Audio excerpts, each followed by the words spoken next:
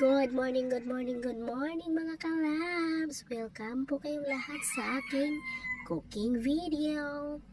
Welcome po kayong lahat sa aking channel.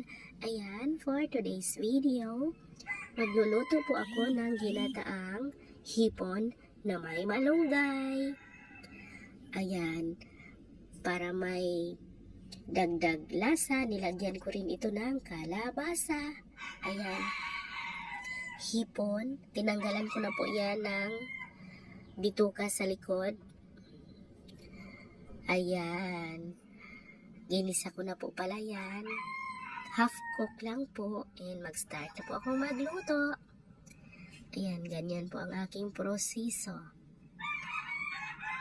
Ayan, gigisahin ko lang po yung hipon, yun yung first step. Tapos isunod po natin dyan, magpakulo tayo ng gata. Ayan. Sa version ko, sa pagluluto ng gata, pinapakuluan ko muna yung gata.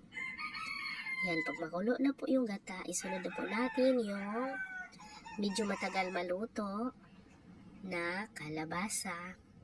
And then, isunod na natin ang malunggay. Yan yung ating sangkap na pampalasa. Ayan, malunggay. Pag naluto na po yung ating malunggay, or bago po maluto ang ating malunggay, isunod na po natin yung hipon dyan. Isunod na natin mga kalabs yung hipon. Yan, nilagay ko na po pala ang dalawang sili. Dalawa lang kasi kakain yung mga bata. Yan, isunod ko na yung hipon. Yan, yung half cook. Yan. Huli ko palang nilagay yung hipon, mga kalabs, kasi luto na po yan, di ba? Para hindi po siya ma-overcook, ilagay natin ang huli. Ayan, ang pinakalas, yung ating pure na gata. Para pampalinamnam, pampalapot. Yan. Para magiging creamy, ang huli nating nilalagay yung pinakamalapot na gata. Ayan, ganyan po ako magluto mga kalabs. Ayan, luto na po. Ayan, kung mapapansin nyo po. Ayan, luto na po yan. Antay na lang natin kumulo, isang kulo na lang. And then, pwede na natin iserve sa ating mahal na pamilya. Ayan. O sana,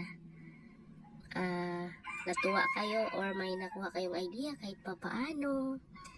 Ayan, pag nagustuhan nyo po itong aking video, paki-subscribe.